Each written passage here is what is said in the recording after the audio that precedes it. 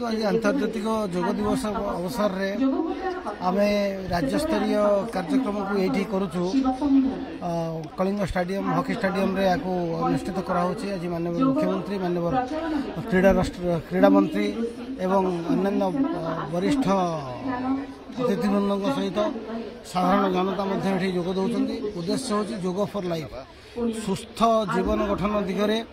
योगर भूमिका संपर्क में सारा विश्व को जनवाई यही कार्यक्रम आयोजन गत किछि वर्ष धरी आपको विश्व माने यूनाइटेड नेशंस जातिसंघ यहाँ आंतर्जातिक योग दिवस भाव में ग्रहण करिछि एवं पृथ्वीर सबु देश में 21 जून को योग दिवस हिसाब से पालन कर क्रम आज राज्य स्तर में जिला स्तर में ब्लॉक स्तर में एनएससी स्तर में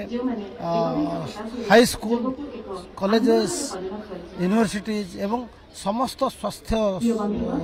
इंस्टीट्यूशन जो अच्छी मेडिकल कॉलेज ठू एएनएम सब सेंटर पर्यटन ता छड़ा